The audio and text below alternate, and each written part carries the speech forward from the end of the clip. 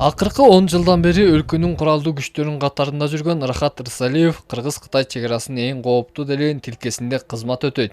Мындан улам ага жүктөлгөн аскердик милдеттер да жеңил эмес. Бирок каарманыбыз үчүн эгемен өлкөбүздүн чекарасынын сакталышы башкы орунда. Өзүм кызматтык милдетим болсо, мен ушул нарын башкармалыгы менен жана коңшу бөлүмдөр менен жана бөлүмчөлөр менен башка Ош бияктарабы, тиягы Ысык көл областы менен башкармалыктар менен байланыш орнотуп турам.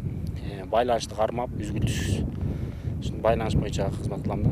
Кызмат эми биякта оор, татаал шартта акча берөнү. Ошондо да Кытай-Кыргыз чегарасы бияктыкы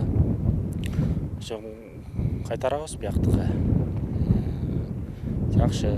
Мына ушу каарманыбыз учурда кызмат өтөп жаткан Кытай-Кыргыз чегарасынын Көк Айгыр чегара кызмат бөлүмүндө климаттык шартынын катаалдыгы эске алынып, мамлекет тарабынан баардык ыңгайлуу шарттар түзүлгөн. Мурдагы жаңы башталгандагы жаңы чегара кызматы болуп түзүлгөндө караганда азыр кыйла эле аябай жакшы десек болот да. Азыркы шарттарды карасак, эми шарттарды азык түлүк менен көмүр, отун, кызматтык аттарыбыз бар. Кызматтык аттарга жем, чөп баардыгы менен камсыздалган, 100% полный камсыздап беришет өкмөттөн. Биякта аскер жашаган аскер кызматкерлерине тамдары бар. Биякта ушу жашаган жерлерибиз эле ушакта бир бөлмөлүү, эки бөлмөлүү аларга да шарттар каралган. Чегарачылар бир гана чегараны кайтарбастан ал аймактагы жашоочулар менен тыгыз байланышта болуп, ар кандай кыйын кырдаал учурунда өз көмөктөрүн көргөзүп турушат.